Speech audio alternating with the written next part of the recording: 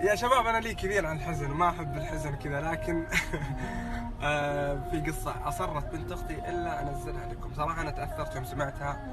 الشباب ابيكم، الشباب اللي مثلي، الشباب الحلوين الجميلون اللطيفون، ابيك تسمعني تكفى في السنوات الجاية للأهمية.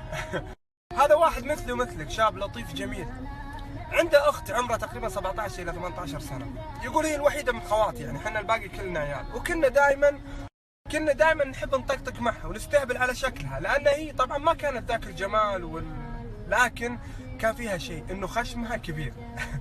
المهم يقول اختي جوها مرح، وبالعكس تنبسط اذا طقطقنا عليها واستهبلنا معها، يقول لدرجه انه اذا ضحكنا عليها تحط يدها اذا ضحكت عشان ما يبين خشمها، يعني من كبر.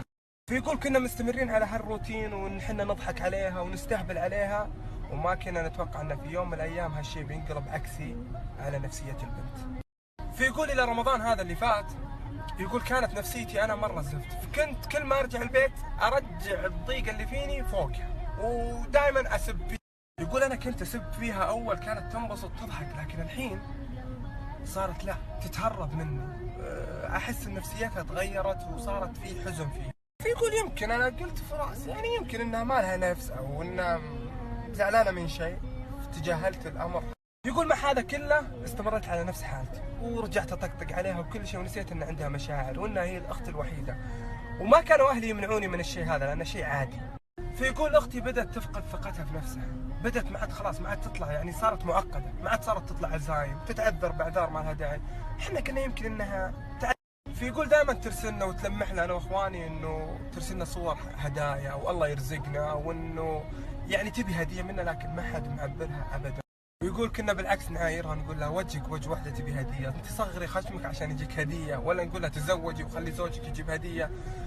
المهم كانت تقول لهم دائما انا اتعب في رمضان عشانكم، يعني على الاقل جيبوا لي هديه ولا شيء، فكنا مطنشين لها تماما.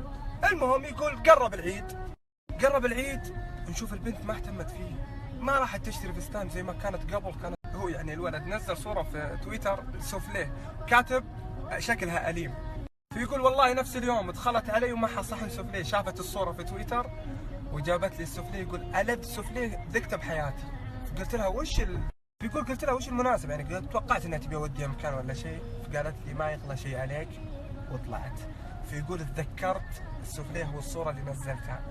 فيقول قبل العيد بايام دخلت البيت ابي شاحب منها، فوصلت شفت امي تبكي وشفت الوضع مره متوتر، سالتها ايش فيها يمه، فقالت لي فيقول اختك جينا نصحيها عيت تصحى شالوها اخوانك ودوها المستشفى. يقول انا على طول لا شعوريا جيت بنطلق المستشفى، قالت امي اجلس عندي عشان تطمني وش بيصير. يقول كنت جالس متوتر وعلى اعصابي مره، بس عشان امي جلست في البيت الين جانا الخبر اللي صدمني من جد.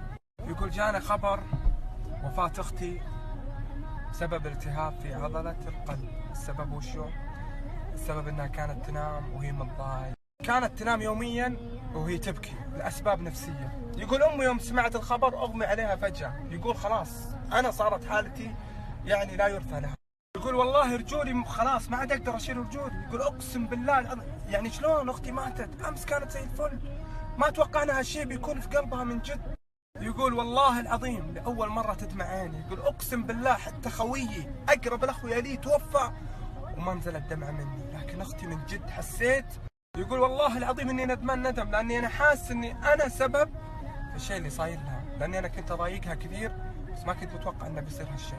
يقول تضايقت على الأيام اللي كانت تتمنى هدية، يقول أتمنى ترجع الأيام الحين والله لا أحضنها حضن، لا أجيب لها هدايا الدنيا كلها لي، بس وش يفيد إذا شيء راح من جد. يعني هالشيء القصة هذه ترى صايرة معي ومعك ومع كل الناس، لأنه احنا نتوقع ان الضحك والاستهبال هذا مع اختك توقع انه شيء عادي، لكن تراها تكتم في نفسها حتى لو ضحكت في وجهك.